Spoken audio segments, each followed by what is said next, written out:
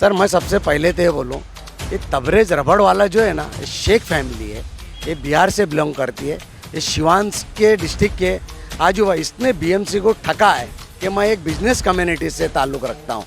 रबड़ वाला, तांबा वाला, चश्मा वाला, डायमंड वाला, ये सब एक बम्बई की बिजनेस कम्युनिटी है। ये तो शेख फैमिली है, तो ये सबसे बड़ा फ्रॉड तो यही है। इनका पहला मकसद, आज बम्बई हाई कोर्ट या कोई भी हाई कोर्ट, मैं चैलेंज करता हूँ, एक मिडल मैन आदमी 2-3 केस को सफ़र करके दिखा दे साहब, मैं मान जाऊँगा। आज मैं इतना पैदल हो गया हूँ, इतना मैं भाग रहा हूँ कोर्ट कचहरी। कॉमन मैन की तो इम्पॉसिबल, कॉमन मैन छोड़ो, ये सही में इसकी तो डेवलपमेंट की कोई। ये जब बम्बई में आया, मैं इसको 30 साल से जानता हूँ। तो ये जब बम्बई लॉन्च हुए तो इनके गॉडफादर है ना दिलदार सिद्दीकी, बांद्रा में रहते थे, जो दिलीप कुमार साहब के बहुत करीब थे। तो बिहार से जो भी पुअर लोग आते थे तो दिलीप कुमार साहब से मदद लेके बिहार के लोगों को बम्बई में सेटल करते थे। उसमें से एक ये भी एक फैमिली है। और उसके साथ में बीएमसी के जो मेन स्टाफ है, स्टेट डिपार्टमेंट हेड ऑफिस में ये मेन खेल खेलता है। दूसरा, बिल्डिंग प्रपोजल, सिटी, ये एलवाई देने में मदद करता है। तीसरे, बीएमसी के लॉ ऑफिसर वो हैंडीकेप रहते हैं। और चौथे, जो एडिशनल कमिश्नर जो भी होते हैं, वो लोगों का यही हमारे पे प्रेशर आता है। अरे प्रेशर किसका आता है बताइए ना, नाम कोई नहीं बताते।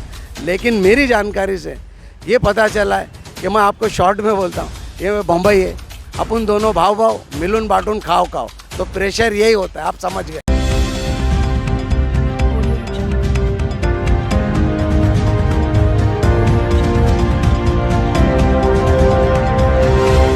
पहले तो ये बताना चाहूँगा, ये नबी शाह है। हाई कोर्ट के ऑर्डर में इनका नाम है। जो नायर हॉस्पिटल की जगह थी, जो नायर हॉस्पिटल को जगह मिलने के पीछे जो क्रेडिट जाता है वो इनको जाता है कहीं ना कहीं। इन्होंने उस केस में अपना दम खम दिया, अपना पूरा समय दिया। लगभग सर काफ़ी सालों से आप इसके पीछे हो, तो उसके बारे में पहले थोड़ा बताएंगे।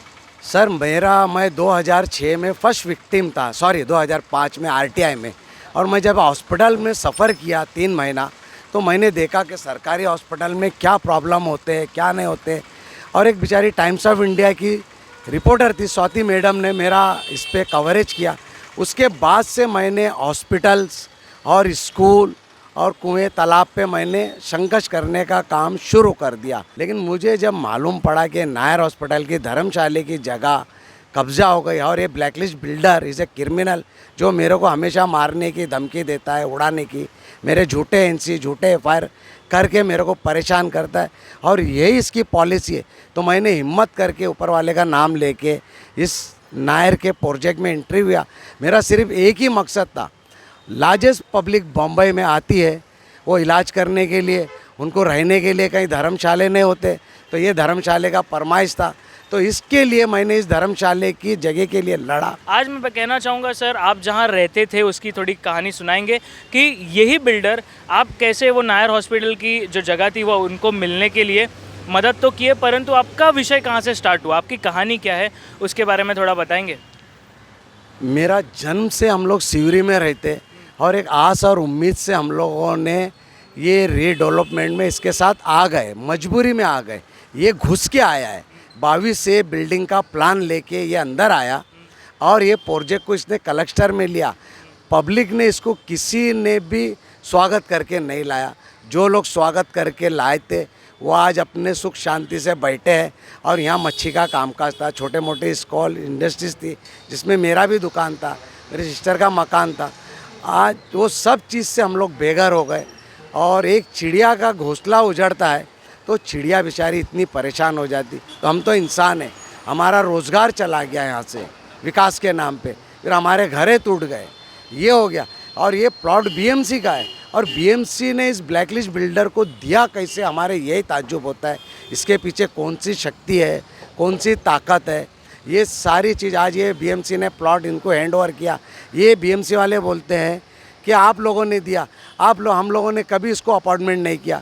यहाँ 4-5 बिल्डर आए, शंकला आया, आइकॉन आया, एमआर आया, एमके आया, ऐसे और कई लोग आए, सब के सब चले गए। लेकिन ये बिल्डर की पीछे कौन सी शक्ति काम कर रही थी, हम लोग तो इसके साथ मजबूरी में विकास के नाम पे चले गए साहब। मजबूरी में चले गए।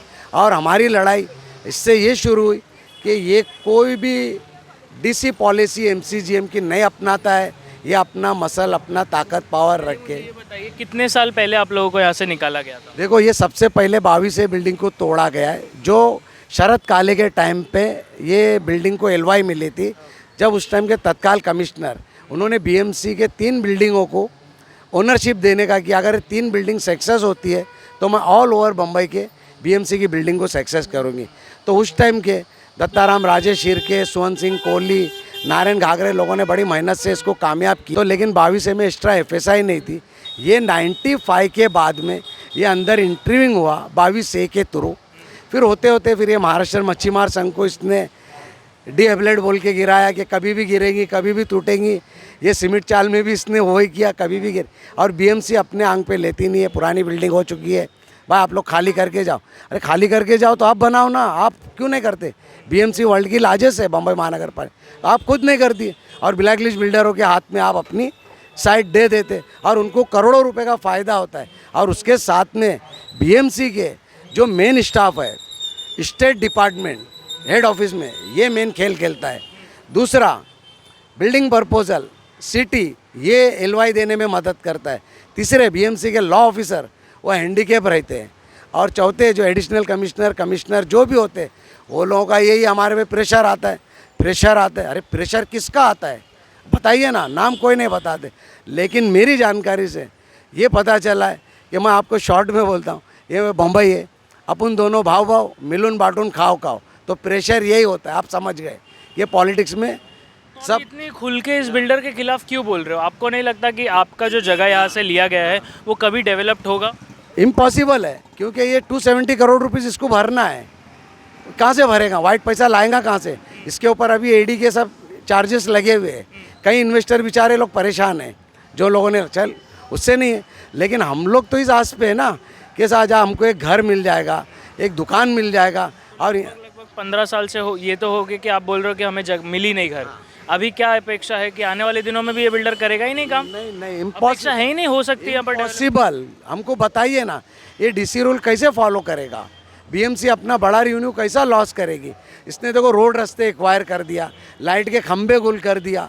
देखें ना आपने हमने ही देखा जब हमने इस प्लॉट का सैर किया। आप लोगों को बताएंगे कि जो सिग्नल के खंभे होते हैं वो उनके प्लॉट के अंदर है।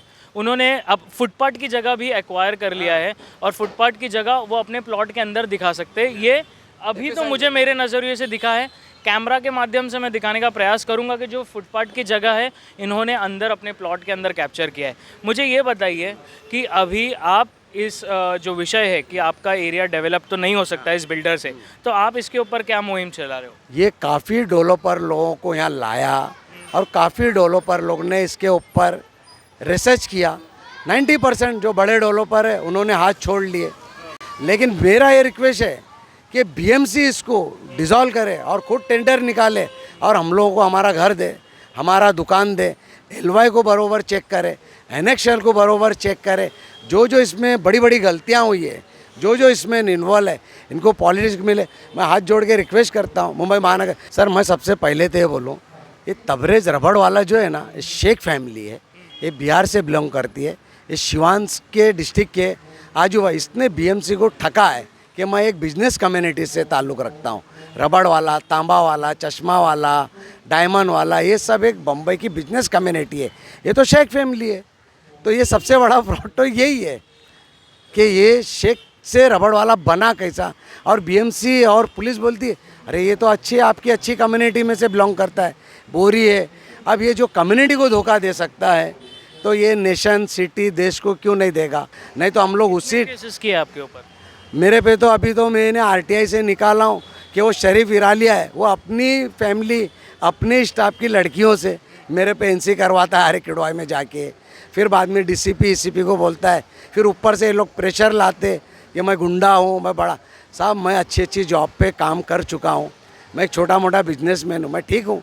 मेरी माशी हालत। इतना सुना कि आप तबरेज़ वाला बिल्डर के पीछे जितना विरोध आप कर रहे हो और जितना आपने केसेस अभी झेला है, और पर आप विरोध में जवाब भी उनको दे रहे हो, उनके ऊपर भी केसेस हो रहे हैं मैंने सुना। हाँ तो होएंगे ना सर। इनका पहला मकसद आज बम्बई हाई कोर्ट या कोई भी हाई कोर्ट मैं चैलेंज करता हूँ, एक मिडल मैन आदमी 2-3 केस को सफ़र करके दिखा दे साहब, मैं मान जाऊँगा। आज मैं इतना पैदल हो गया हूँ, इतना मैं भाग रहा हूँ कोर्ट कचहरी।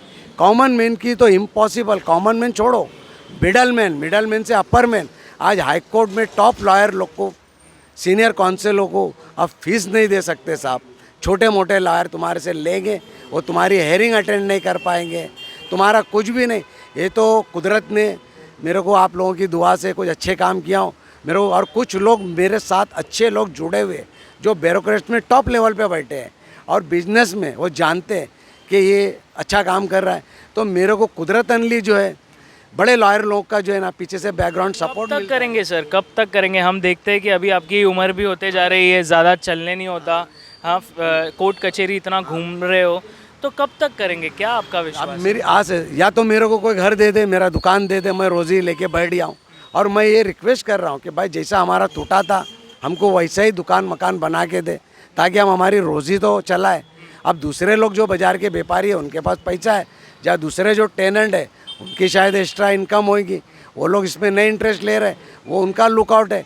मैं इंडिविजुअल इसलिए इंटरेस्ट ले रहा हूँ कि भाई मेरी रोजी रोटी मेरे को चलना चाहिए, मेरे को मेरा दुकान आपको नहीं लगता इतने पैसे वाला बिल्डर है, कहीं ना कहीं अगर मारधारी में आपके साथ कुछ ना कर देवे? हाँ बिल्कुल सही आपने कहा, ये मारधानी के पूरे प्रेस कर रहा है, क्योंकि ये सिवान का है, बिहार का है, वहाँ गुंडे में मिलना एकदम आसान है। लेकिन हमारी एक मज़हबी कॉन्स्टिट्यूशन है, अल्लाह जिसको रखे उसको दुनिया की कोई ताकत नहीं मारेगी, और उसकी जब मौत आएगी तो उसको दुनिया की कोई ताकत नहीं बचाएगी। एक गुरु नानक, जिनको मैं अपना बाबा बोलता हूँ, गुरु नानक का एक कॉल है, जेनो रख के साइयाँ ये नो कोई मार सके नहीं, ये। और दूसरा, जब ईश्वर दुनिया में नबी मैसेंजर लोग को भेजा तो उसने प्रे के लिए नहीं भेजा, खाली जुल्म और नाइंसाफ़ी के लिए भेजा। तो ये मेरा, चाहे जे साहब, मोहम्मद साहब आए, जितने भी मैसेंजर दुनिया में आए वो जुल्म और नाइंसाफ़ी के खिलाफ आए। तो आज जुल्म नाइंसाफ़ी के लिए ना 90% लोग नहीं लड़ते, 1% प्रे के लिए तो सब रेडी हो जाते कि हम प्रे। तो मेरा ये कॉन्सेप्ट है कि मैं कुछ जुल्म और मजलूम के कितनी सच्ची बात है कि कहीं ना कहीं ये जो बिल्डर के ऊपर हम पढ़ते हैं कि वो चीटर बिल्डर है, फ्रॉड है, काफ़ी जगह उसने ऐसे ही ठगी है लोगों की लेकर, ये इसमें कितनी सच्चाई है आप बताएंगे? सच्चे दिल से बताइए कि सच में ये डेवलप करता है लोगों के लिए, क्या ये सच में लोगों को ठग रहा है? सुनो, ये सही में इसकी तो डेवलपमेंट की ये जब बम्बई में आया, मैं इसको 30 साल से जानता हूँ। तो ये जब बम्बई लॉन्च हुए तो इनके गॉडफादर है ना दिलदार सिद्दीकी, बांद्रा में रहते थे, जो दिलीप कुमार साहब के बहुत करीब थे। तो बिहार से जो भी पुअर लोग आते थे तो दिलीप कुमार साहब से मदद लेके बिहार के लोगों को बम्बई में सेटल करते थे।